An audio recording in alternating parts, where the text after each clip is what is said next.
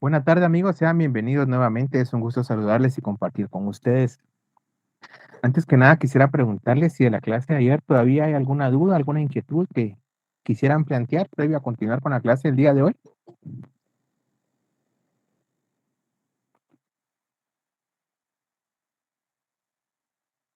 No, Milik, por el momento todo bien, gracias. Gracias, Guillermo. Vean, la clase de ayer pues estábamos hablando sobre las etapas del proceso probatorio, ¿verdad? En este caso, en materia penal. Y estábamos hablando específicamente de las reguladas en nuestra legislación. Platicábamos que el ofrecimiento de prueba consiste en la enumeración de los medios de prueba que las partes van a utilizar en el transcurso del proceso y del debate. ¿Sí? De esa cuenta, pues las partes únicamente le van a informar o van a hacer de conocimiento del juez qué medios probatorios van a utilizar. Esto pues para poder sustentar las hipótesis o bien la defensa que se va a plantear. La segunda etapa corresponde a la proposición de la prueba. Cuando hablamos de la proposición de la prueba, nos referimos al momento procesal donde prácticamente vamos a individualizar, ¿sí? Vamos a concretizar, vamos a detallar los medios de prueba que vamos a utilizar. Esto quiere decir que si en el ofrecimiento, perdón, yo únicamente indiqué que iba a realizar declaración testimonial, iba a realizar prueba pericial, por ejemplo, de grafotecnia, prueba pericial de documentoscopía, prueba pericial de medicina legal. Ya en la parte de la proposición, yo tengo que indicar qué testigos, en este caso, van a rendir esa declaración testimonial. Tengo que indicar qué peritos van a realizar esta, este medio probatorio. Respecto a los peritos, por ahí hay alguna excepción, ya que precisamente la Corte de Constitucionalidad se ha permitido que estos puedan ser anunciados hasta el momento de su diligenciamiento. Esto considerando pues que regularmente los peritajes dependen de instituciones públicas y que el personal pues pueda ir variando, ¿verdad? Ya que si en algún momento yo ofrecía al perito Juan Pérez y en el debate el perito Juan Pérez ya no trabaja para el INASIF, ese medio pues yo lo perdería. Sí, pero sí tengo que hacer alusión de detallar concretamente el medio de prueba. ¿Qué testigos? ¿Qué espero lograr con esa declaración testimonial? ¿Qué peritos, si se tratara de otro tipo de peritos? ¿Qué espero probar con ese peritaje? ¿Qué prueba material? ¿Qué espero probar con esa prueba material? ¿Qué documentos? Los documentos los tenemos que identificar con tipo de documento, número de documento, fecha del documento, nombre de la persona que está suscribiendo o profiriendo el documento y pues una breve alusión a qué contiene este documento, ¿verdad? Y así con cada uno de los medios de prueba. Esta proposición se realiza en la misma audiencia que se realiza, eh, en este caso, el ofrecimiento de prueba. Sí, los dos momentos procesales se dan en el desarrollo de la misma audiencia, ya que de esa cuenta, pues yo no solo enuncio, sino también hago un detalle de los medios de prueba que voy a incorporar ya al proceso. Recordemos que el proceso penal es una etapa destinada exclusivamente para ello, ¿verdad? Es una audiencia que únicamente va a tener como motivo o como razón que yo pueda ofrecer y que pueda proponer medios de prueba. En la tercera etapa encontramos el diligenciamiento de la prueba. Diligenciar es llevar a la práctica el medio de prueba, desarrollar el medio de prueba ante el juez. De esa cuenta, el diligenciamiento se va a dar en la etapa del debate oral y público. Es decir, cada una de las partes va a realizar frente al juez los medios de prueba y también va a exponer los alegatos que considera oportunos respecto a cada uno de estos. De esa cuenta, el juez debe respetar las normas y los procedimientos establecidos en la ley para su diligenciamiento. También debe estar presente en todas y cada una de las diligencias de prueba que se realicen para poder empaparse de los hechos y poder fundar su propia versión de los mismos. Ya en la cuarta etapa correspondiente a la valoración de la prueba, el juez va a evaluar, va a considerar o va a encuadrar a través de procesos mentales y de la inmediación que tuvo en el desarrollo de la prueba respecto a si se logró o no la credibilidad o si logró o no probar la hipótesis tanto el ente acusador o bien si eso pues en algún momento genera duda que pueda beneficiar al acusado. Es decir, en esta etapa de valoración el juez le va a otorgar cierto nivel de validez a cada medio de prueba que se desarrolló frente a él. Adicional a las etapas de la prueba compuestas por la proposición, por el ofrecimiento, la proposición, el diligenciamiento y la valoración, tenemos que considerar que siempre nos vamos a regir al respeto de los principios, derechos y garantías establecidas en la ley. De la misma manera, se deben respetar y observar sin alguna excepción, salvo que la ley así lo establezca, los procesos y requisitos que la ley establecen para cada una de estas etapas probatorias. ¿Sí? Por ejemplo, la ley establece que para darle valor legal al dictamen pericial, a pesar de que obre el dictamen como documento físico o material dentro del expediente y en este caso como un medio de prueba, el contenido del dictamen se va a incorporar al debate y se va a diligenciar mediante la declaración testimonial del perito que realizó la pericia, valga la redundancia. ¿Sí? Eso podría ser un ejemplo. De la misma manera, respecto a la prueba, tiene que darse la configuración o la conjunción de ciertos elementos para su validez. Tenemos requisitos intrínsecos correspondientes al fondo de la prueba y requisitos extrínsecos correspondientes a la forma de la prueba. Respecto a los requisitos intrínsecos de la prueba, podemos mencionar en primer momento la conducencia del medio de prueba. Cuando hablamos de la conducencia del medio de prueba, tal como se los coloqué en pantalla, nos referimos a la aptitud legal o jurídica que tiene la prueba para convencer al juez sobre el hecho que se pretende probar. ¿Sí?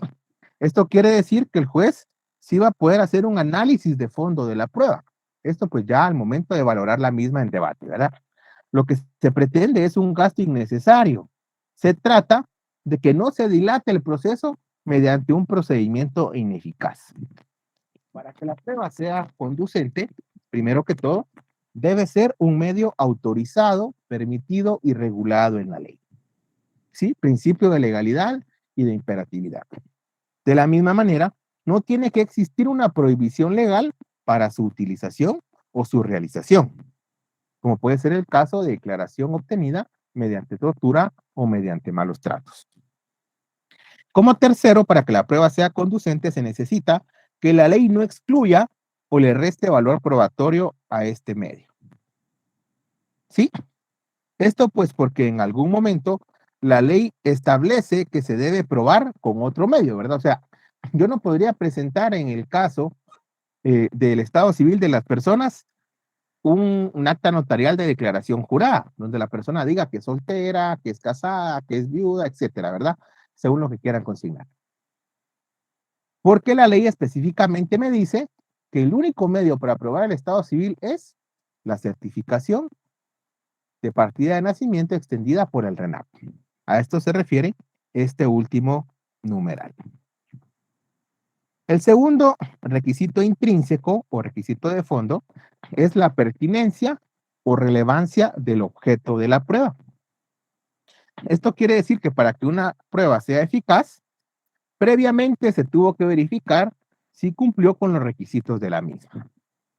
Por ejemplo, si fuera una interceptación telefónica, el requisito es que haya sido autorizada por el juez contralor. Si se verifica y la prueba de interceptación telefónica o de escucha telefónica, como le conocemos, no tienes autorización judicial, prácticamente pues la prueba es impertinente.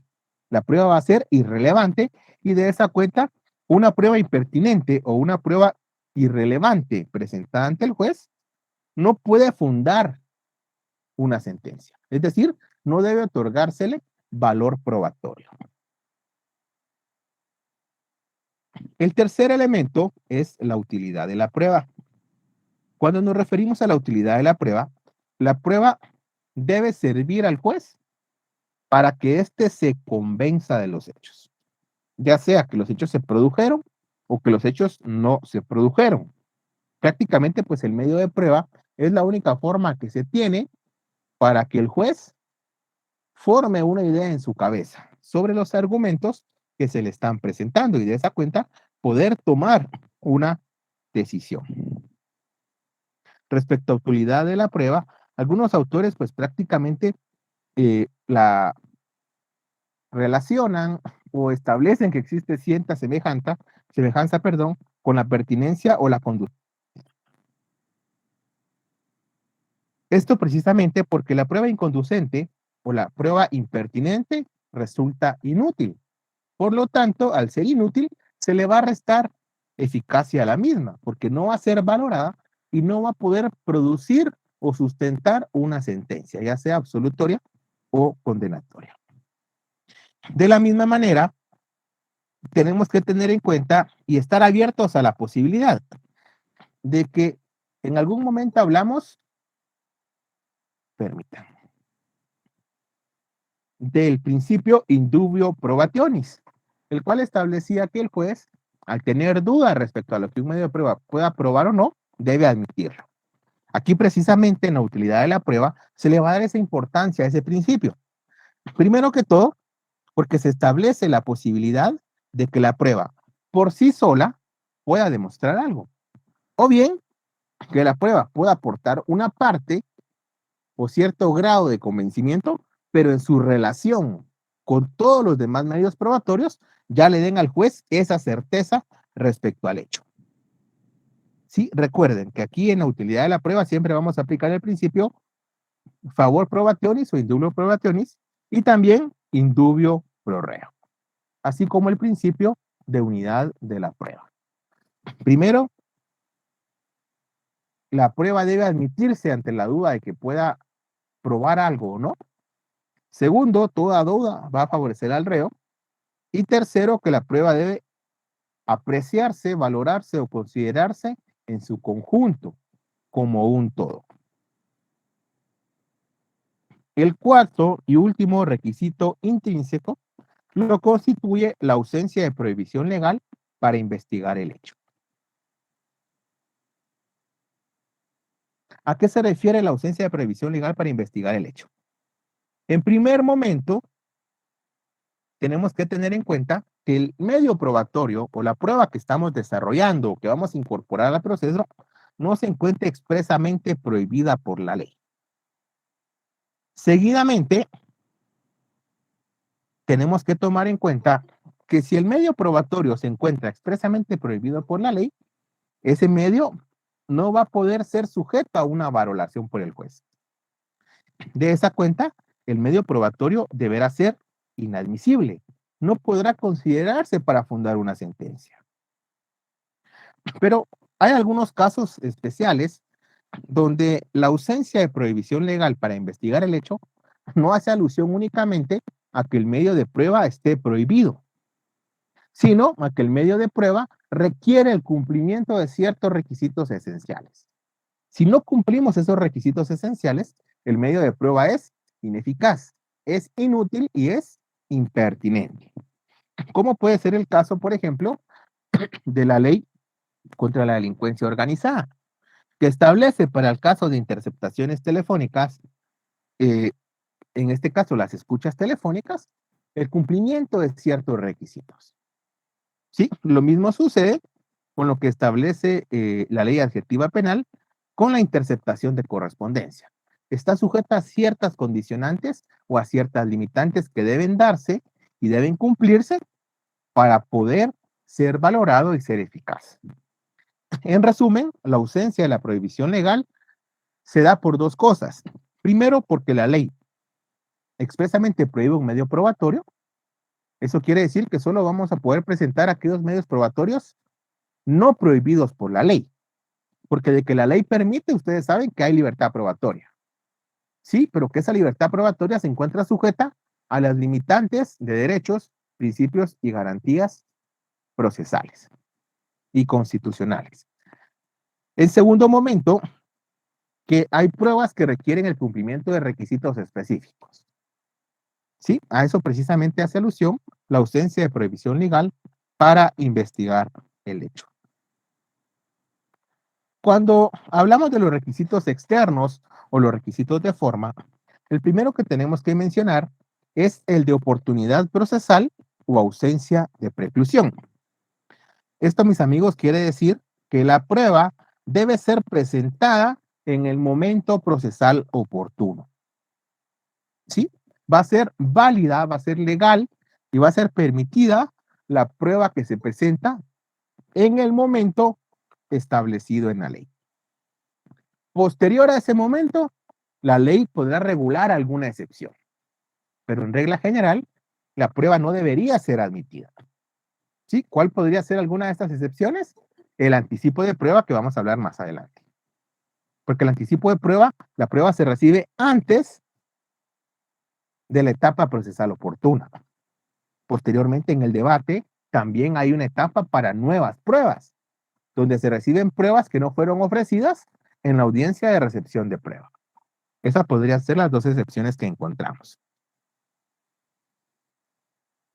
Respecto al segundo principio extrínseco, el segundo, en este caso, requisito extrínseco, encontramos las formalidades procesales para la validez de la prueba.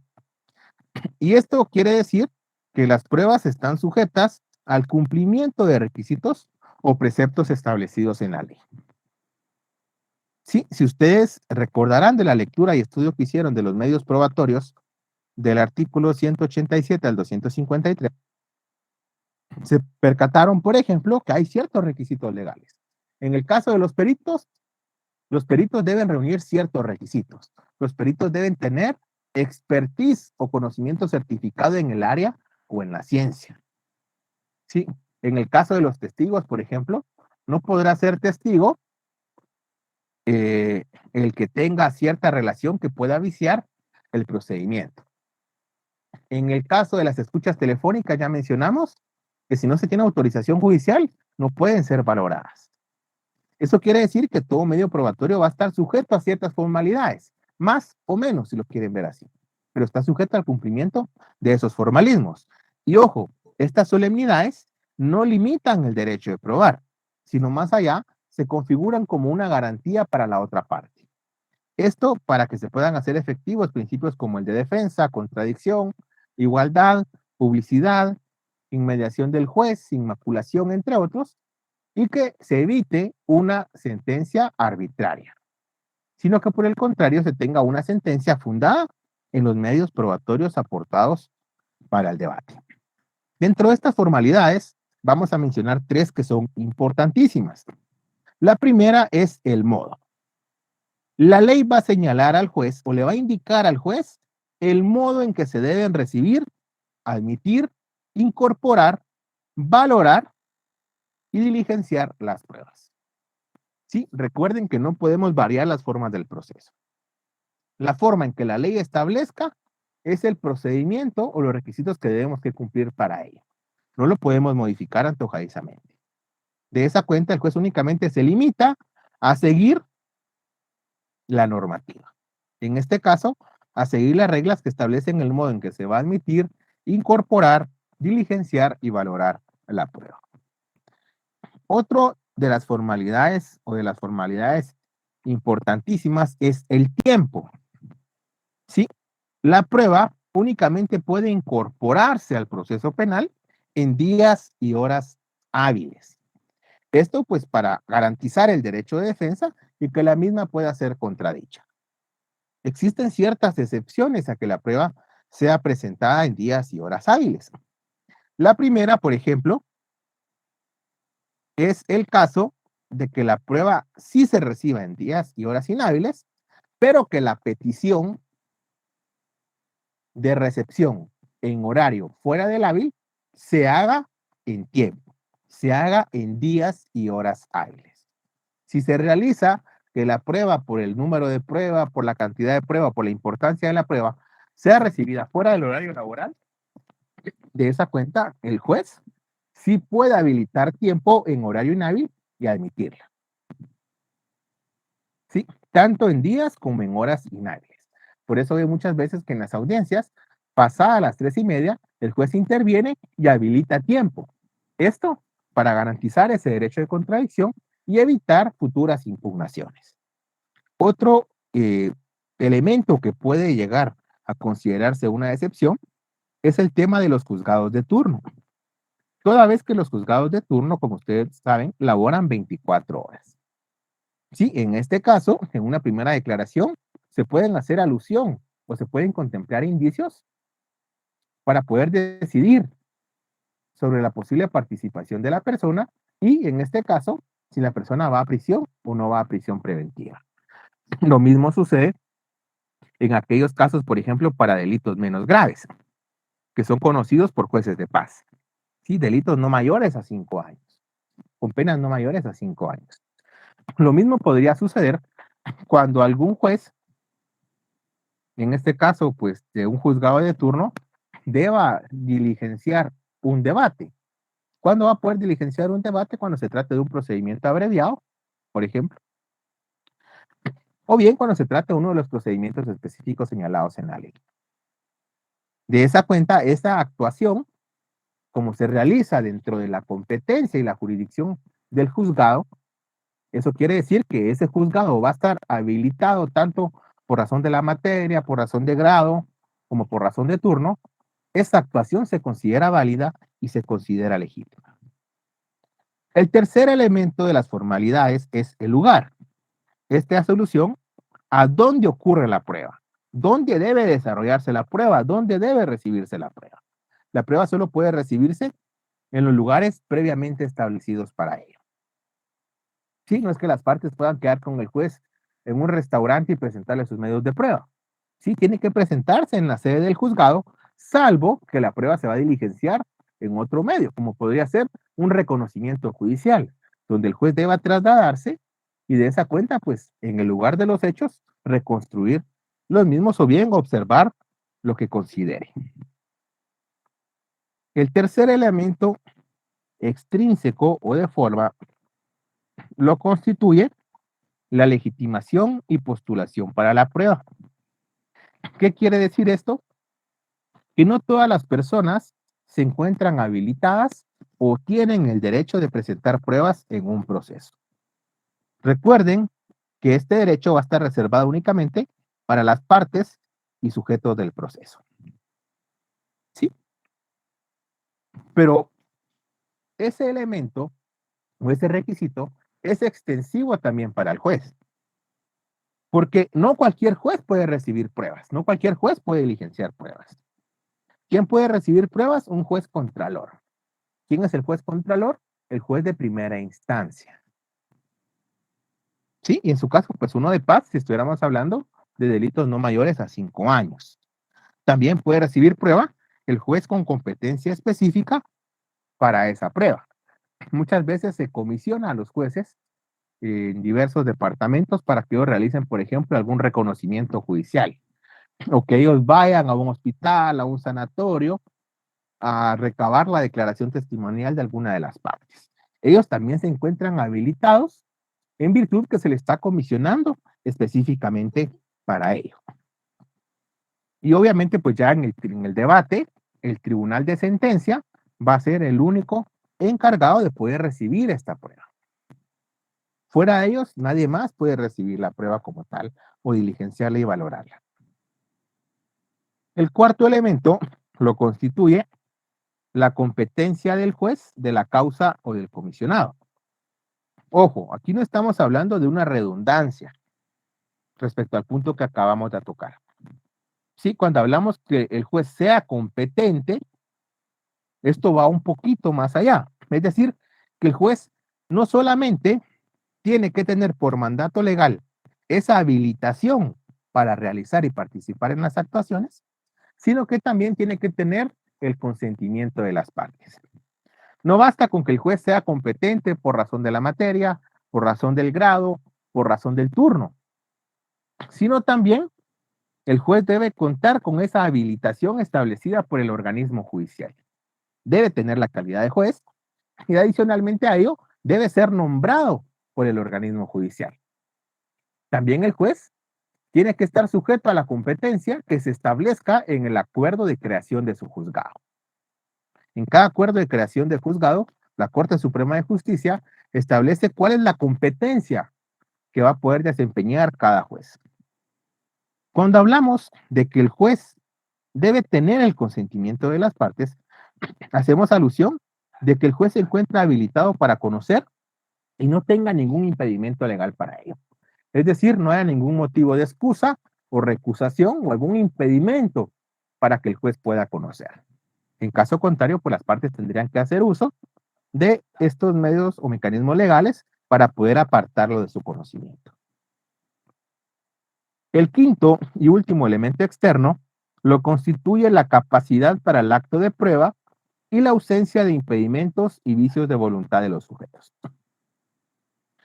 Esto quiere decir que la ley va a establecer ciertos requisitos, tanto para el desarrollo de la prueba como para las partes que se ven involucrados en ello.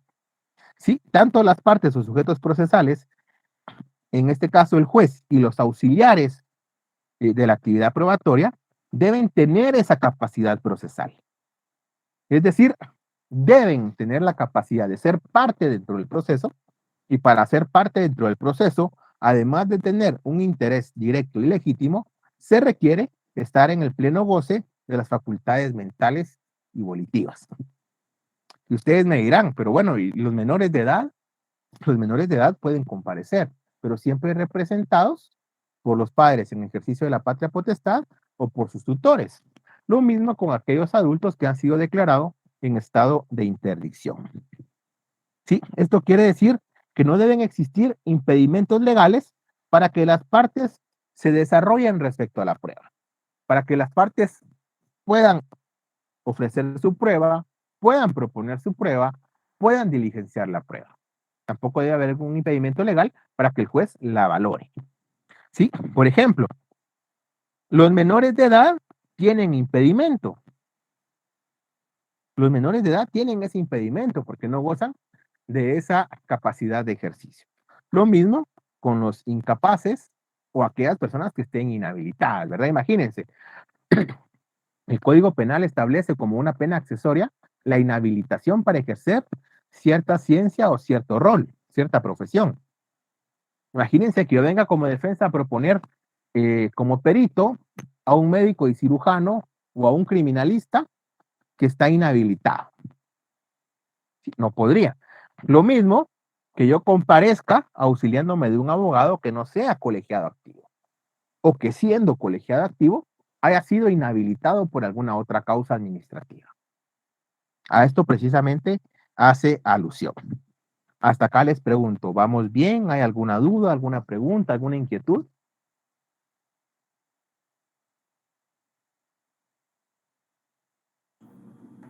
Por mi parte todo está claro, licenciado. Muchas gracias.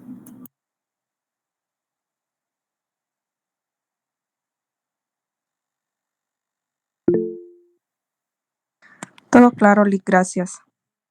Gracias, Dulce, y también Karen y Hugo. Bueno, entonces vamos a continuar. Otro elemento que tenemos que considerar ya es la valoración de la prueba como tal.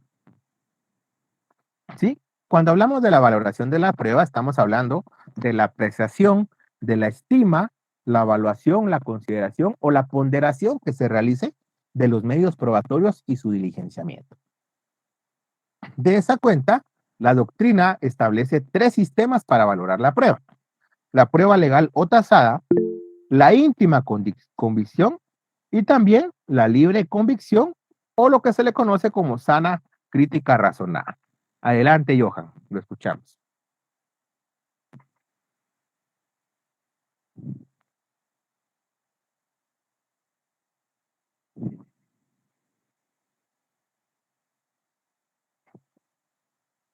Lo escuchamos, Johan.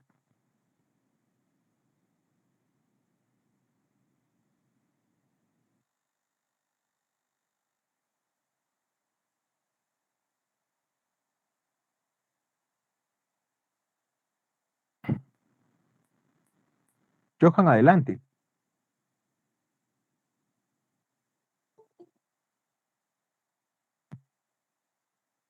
Bien, vamos a continuar y cuando gusta, pues puede volver a preguntar. El primer tipo de sistema de valoración de la prueba es la prueba legal o tasada.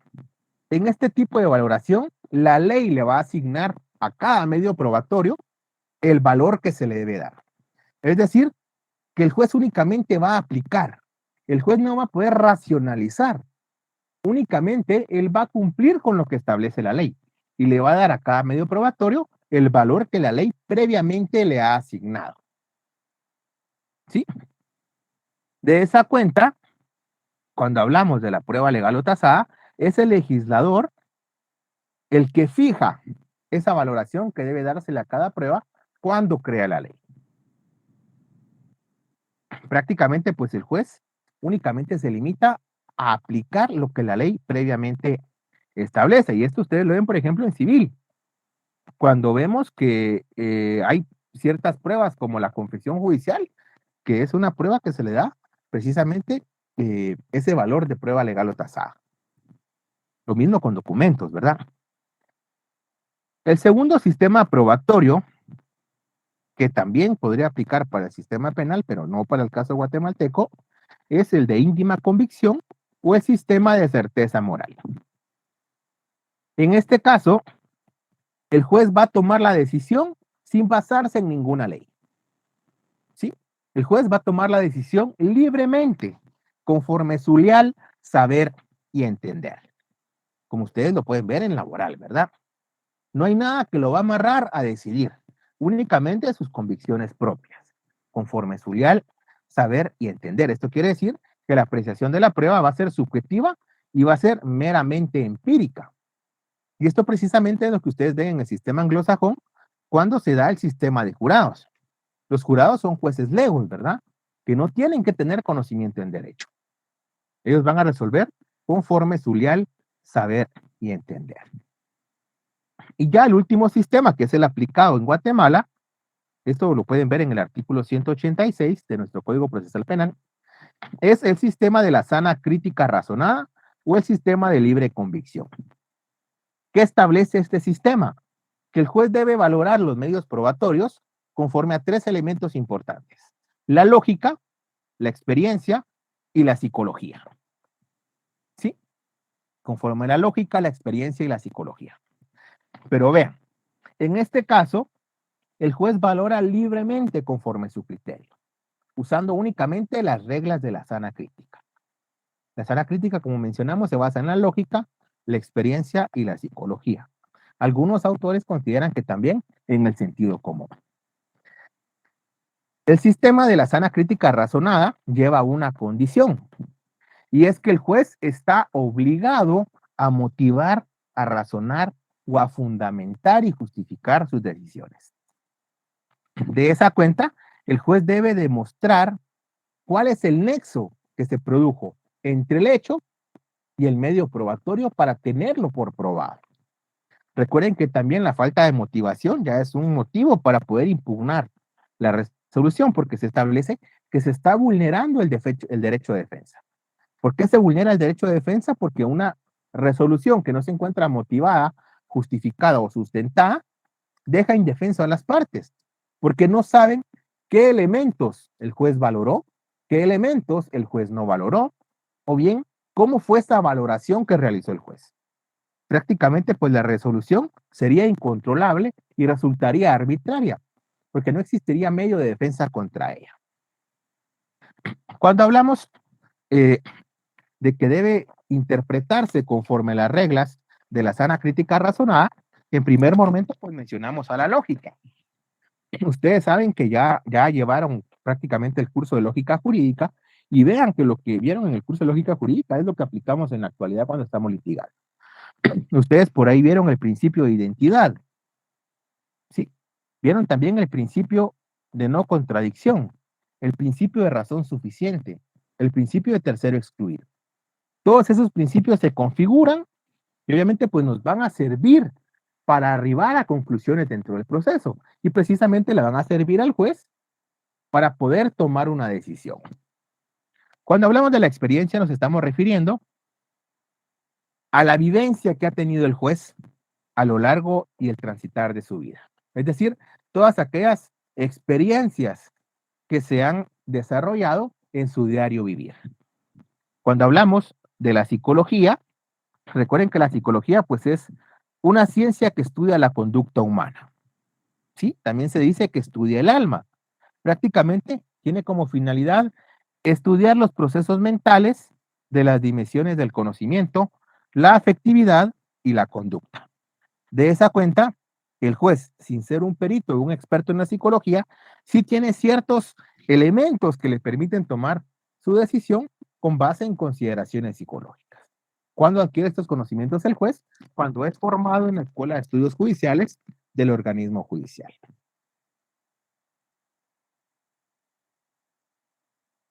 Otro elemento importante, y ya hemos platicado de ello, es la carga de la prueba. Recuerden que la carga de la prueba, en este caso, pues no recae sobre aquella persona que quiera probar o demostrar algo. La ley es clara cuando establece la presunción de inocencia a favor del sindicado o del imputado. Y precisamente recae en la parte que esté acusando, ya sea un querellante si fuera una acción privada o el Ministerio Público si fuera una acción pública, el que debe destruir, desquebrajar y desvirtuar esa presunción de inocencia del imputado más allá de toda duda razonable. ¿Qué quiere decir esto? Que la defensa no está obligada a probar nada. No obstante, la defensa no esté obligada a probar nada, podría hacerlo. ¿Sí? Podría coadyuvar con la investigación y presentar medios que obviamente pues van a probar la inocencia de su cliente o del imputado. De esa cuenta, por ejemplo, si en algún momento el imputado o la defensa del imputado, tal como les coloqué el ejemplo en pantalla, alega que él realizó el hecho en legítima defensa, no es el imputado o su abogado el que deben demostrar la legítima defensa. ¿Sí? A ellos únicamente les basta con argumentar, porque la duda favorece al imputado. La presunción de inocencia la tiene el imputado. Tiene que ser el Ministerio Público o el querellante, en su caso, los encargados de destruir esa presunción de inocencia y hacerle ver al juez, probarle y demostrarle de que el acusado no actuó en legítima defensa, en este caso, pues como una causa de justificación que pueda desvirtuar el delito o el tipo penal. Otro elemento importante, además de la presunción de inocencia, es que el Ministerio Público está obligado a investigar. ¿Sí? ¿Qué va a investigar? La averiguación de la verdad histórica y material del hecho. Pero para eso, él debe extender su investigación tanto a elementos o pruebas de cargo como a pruebas de descargo.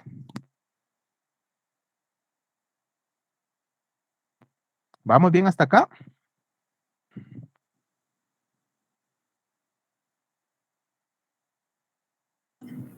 Sí, licenciado, vamos bien. Sí, licenciado, vamos bien. Sí, Lic, muchas gracias. Bien, gracias.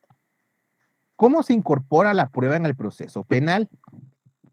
Durante la etapa o el procedimiento preparatorio, recuerden que aquí pues únicamente hay indicios, ¿verdad? El Ministerio Público está investigando, está obteniendo medios de convicción. De esa cuenta, la prueba se va a introducir a través de la investigación del Ministerio Público, porque la etapa preparatoria es una etapa que está a cargo del Ministerio Público. ¿Sí? Él es el director de la investigación. No obstante, esté sujeto al control de garantías del juez. De esa cuenta, en el procedimiento preparatorio, cuando el juez cuando el imputado o su defensor que puede actuar por él, o el creyente, su abogado, o el mandatario de ellos, cuando ellos quieren introducir medios de convicción a la investigación, se lo deben solicitar al Ministerio Público, es decir, le debemos pedir al MP que realice o que practique o que investigue determinados hechos. Puede darse el caso que el Ministerio Público no nos haga caso, o bien que entre a valorar y que considere que no son pertinentes, que no son oportunos. Si el Ministerio Público se negare a practicar esos medios de convicción o de investigación que estamos solicitando, ya en este caso tendríamos que acudir ante el juez y va a ser el juez el que va a decidir sobre si el Ministerio Público debe realizar, en este caso, esos medios o diligencias de investigación. Sí, esto conforme lo establece el artículo 116 y 315 del Código Procesal Penal. Prácticamente lo que se busca es que las partes no recurran directamente al juez. ¿Por qué hace esto? Porque es una etapa o es un procedimiento a cargo exclusivamente del Ministerio Público. Por ejemplo, y se los coloqué en pantalla, en una audiencia de revisión de la medida de coerción o de medida sustitutiva, como le decimos coloquialmente, no se permite que la defensa presente un testigo ante el juez si el testigo previamente no ha sido presentado al Ministerio Público. Es un requisito indispensable que lo hagamos a través del Ministerio Público. Esto basado en el principio de unidad de la prueba y de comunidad de la prueba, ¿verdad? Donde la prueba incorporada al proceso es prueba de todos, no es prueba de la parte que lo presentó. Ya en una etapa intermedia, la prueba la vamos a incorporar o introducir al proceso, enunciándola en la acusación del Ministerio Público. Sí, es decir, ahí vamos a hacer un detalle de los medios de prueba que vamos a utilizar para demostrar nuestra tesis. Si yo como querellante quiero presentar medios de prueba para coadyuvar a la investigación del Ministerio Público, también puedo presentar mis medios de prueba en esa etapa específica, es decir, en la audiencia de ofrecimiento de medios de prueba. Si la defensa quiere presentar medios de prueba, a pesar de que no está obligada a desvirtuar la acusación del Ministerio Público, puede presentar esos medios que sirvan en beneficio de su cliente. ¿Qué medios de prueba puedo presentar yo como defensa, por ejemplo? Yo podría presentar antecedentes penales y policíacos. Sí, yo podría presentar constancias de estudio. Yo podría presentar, dependiendo de lo que esté buscando, el Ministerio Público nos extiende una certificación, en este caso el Ministerio Público de Ejecución, donde se establece que mi cliente no ha sido sometido a ningún beneficio legal o procedimental, como puede ser criterio de oportunidad, suspensión condicional de la persecución penal, etc. Sí, yo voy a presentar aquello que me va a servir a mí. ¿Para qué me van a servir los antecedentes penales? Para demostrarle al juez que es un delincuente primario, en el caso de que haya prueba suficiente que sí lo incrimine. Esto obviamente pues le va a servir al juez para que establezca al momento de imponer una pena, que imponga el mínimo de la pena y no se vaya hacia el máximo, ¿verdad? Otro elemento importante es lo que les mencionaba de la certificación del Ministerio Público. Porque si yo quisiera solicitar ya en la etapa intermedia, por ejemplo, la solicitud de un criterio de oportunidad, yo podría hacerlo, porque es un requisito indispensable que yo le demuestre al juez que es la primera vez y que nunca antes se ha dado un beneficio de este tipo a mi cliente. Ya en la etapa de debate o de juicio, la incorporación de la prueba al proceso penal se introduce mediante el diligenciamiento de la misma. Es decir, de todos aquellos medios de prueba que se enunció en la acusación del Ministerio Público. Ahí ya vamos a convocar a testigos, vamos a convocar a peritos, vamos a desarrollar o diligenciar, ya sea mediante la lectura íntegra del documento o solo por la lectura del enunciado de que se trata nada más el documento al debate. Muchas veces es necesario leer todo el documento, exhibir y hacer énfasis en algo, u otras veces pues el juez solo hace alusión a qué documento es, quién lo emitió y en qué fecha se emitió. Y eso basta según si las partes lo validan. Excepcionalmente en el debate podemos incluir nuevas pruebas. Al finalizar el diligenciamiento de la prueba, hay un espacio para introducir medias pruebas.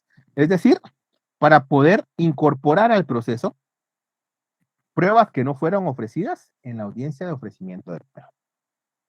Sí, pero esto es porque las pruebas han surgido posteriormente a esa audiencia, o bien no se tuvo acceso a ellas.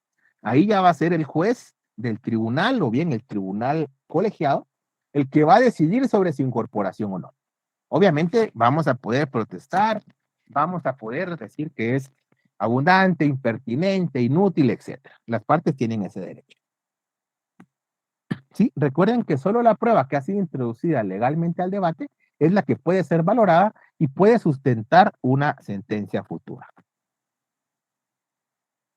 Cuando hablamos de la prueba ilegal, no tenemos que dejar de lado que el fin del proceso penal es la búsqueda de la verdad histórica.